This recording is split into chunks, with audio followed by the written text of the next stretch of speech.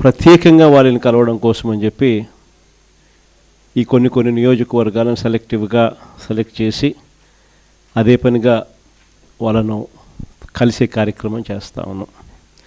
అందులో భాగంగా ఈరోజు ఒంగోలు నియోజకవర్గానికి సంబంధించి అదే పనిగా ప్రత్యేకంగా ఇంపార్టెంట్ పీపుల్ అందరినీ కూడా పార్టీని భుజాన మోసుకుని వైఎస్ఆర్ జెండా ఎగరవేసే బాధ్యతను భుజాన తీసుకుని నడిపించే ప్రతి కార్యకర్తను కూడా అదే పనిగా కలిసే కార్యక్రమం చేస్తూ ఉన్నాం.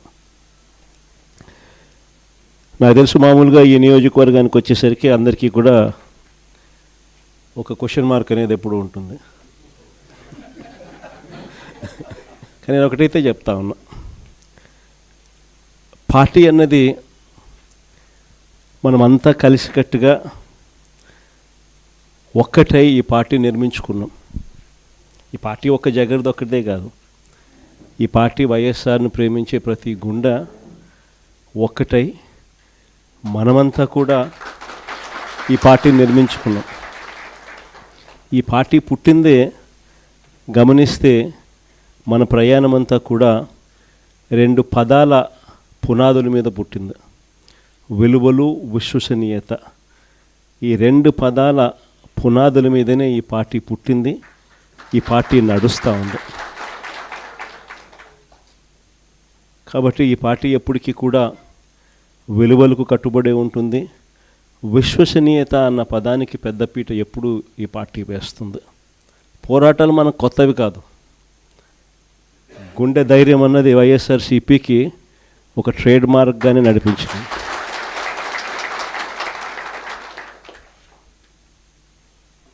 ఎప్పుడు చరిత్రలో కనీ విని ఎరగని మంచి చేసినాం. ఇంతవరకు కూడా మనం రానంత వరకు కూడా ఏ పార్టీ మేనిఫెస్టో అన్న పదానికి అర్థం తెలియకుండా పరిపాలన చేస్తుంది. మొట్టమొదటిసారిగా మేనిఫెస్టోకు అర్థం చెప్పి, మేనిఫెస్టో అంటే ఒక చెత్త కాగితం కాదు, అదొక బైబిల్ లాంటిది, ఖురాన్ లాంటిది, భగవద్గీత లాంటిది అని చెప్పి మొట్టమొదటిసారిగా దాన్ని డిఫైన్ చేసి మొట్టమొదటిసారిగా ఏకంగా 99% హామీలు నెరవేర్చి ప్రజలకు ప్రతి ఇంట్లో ఫలాని మంచి మనం చేసినామని చెప్పి ప్రజలు గుర్తుండిపోయేలా పరిపాలన చేసిన పార్టీ ఒక్క వైఎస్ఆర్ కాంగ్రెస్ పార్టీ మాత్రమే. అలాంటి మంచి పరిపాలన మనం చేయగలిగాం కాబట్టి ఈ రోజుకి కూడా గర్వంగా కాలర్ ఎగరేసుకొని వైఎస్ఆర్సీపీ కార్యకర్తలం మేము మాటిచ్చాము అని అంటే ఏ రోజు కూడా మాట తప్పే పరిస్థితి ఎప్పుడు రానే రాదు అని చెప్పి కూడా గర్వంగా చెప్పుకునే పరిస్థితి ఒక వైఎస్ఆర్సీపీ పార్టీకి మాత్రమే ఉందని కూడా చెప్పగలుగుతాం. ఆ మాట చెప్పి ప్రజల దగ్గరికి వెళ్ళి చిక్కటి చిరునవ్వుల మధ్య మనం చేసిన మంచి ఉంది కాబట్టి వాళ్ళతో పాటు కలిసి మనం ప్రయాణం చేయగలుగుతా ఉన్నాం.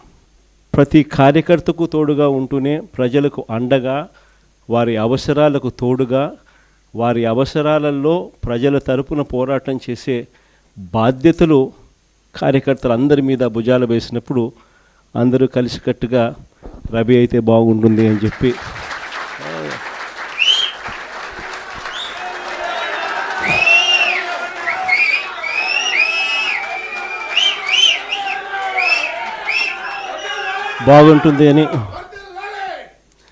బాగుంటుంది అని చెప్పి అందరం కలిసికట్టుగా నిర్ణయం తీసుకున్న తర్వాత రవి ఆ దిశగా అడుగులు వేయడం మొదలుపెట్టాడు.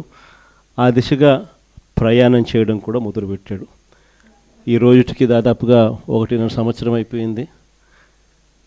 మంచి నాయకుడిగా, కార్యకర్తలకు బాగా దగ్గరగా ఉన్న వ్యక్తిగా, ప్రజల తరపున ఎప్పుడు ఏ అవసరం వచ్చినా కూడా పార్టీ పిలుపు మేరకు ప్రజల తరపున స్పందించే మంచి మనిషిగా మంచి పేరు తెచ్చుకుంటూ అడుగులు రవి వేస్తూ ఉన్నాడు. రవికి సంపూర్ణంగా నా మద్దతు ఎప్పుడూ ఉంటుందని కూడా ఈ సందర్భంగా చెప్తాను. ఇక రాష్ట్రంలో జరుగుతూ ఉన్న పాలన గురించి బహుశా నాకన్నా కూడా మీరే బాగా చక్కగా చెప్పగలుగుతారు.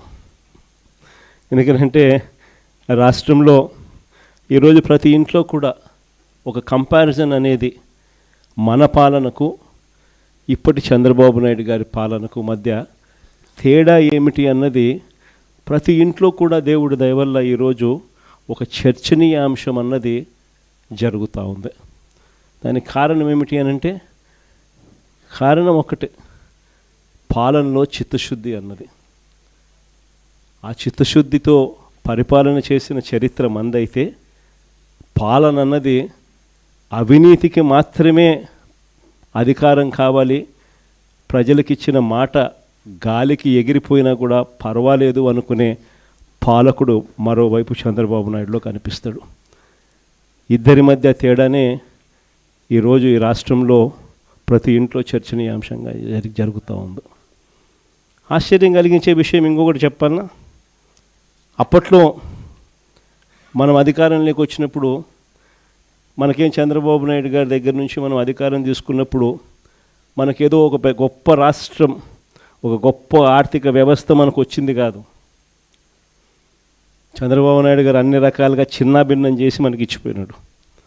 ట్రెజరీలో 100 కోట్ల రూపాయలు కూడా డబ్బు లేని పరిస్థితులు ట్రెజరీ మనకిచ్చిపోయిన పరిస్థితులు. అలాంటి పరిస్థితుల్లో మధ్య మనం అధికారంలోకి తీసుకున్నాం. ఆ తర్వాత వరుసగా 2 సంవత్సరాలు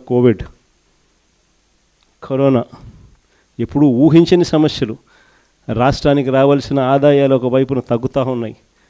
కోవిడ్ సమయంలో అనుకోని ఖర్చులు పెరిగాయి. వైద్యపరంగా, ట్రీట్మెంట్ల పరంగా రకరకాల మనుషులు ఇబ్బందులు పడుతూ ఉన్న పరిస్థితుల మధ్య వాళ్ళని ఆదుకునే విషయంగా అనుకోని ఖర్చులు విపరీతంగా కూడా మరోవైపున పెరుగుతూ పోతూ ఉన్నాయి. ఇటువంటి ఆర్థిక చిన్నాభిన్నం మధ్య వైఎస్ఆర్సీపీ పరిపాలన మొదలైంది, సాగింది. అయినా కూడా ఏ రోజు కూడా మనము ఈ సమస్యలన్నీ చూపించి ప్రజలకు ఇచ్చిన మాటను ఎగరగొట్టడానికి ఏ రోజు ప్రయత్నం చేయాల. మనకున్న సమస్యలు ఎన్ని ఉన్నా కూడా ప్రజల దగ్గరికి వచ్చేసరికి మాత్రం చిక్కటి చిరునవ్వుతోనే అడుగులు ముందుకు వేశాం.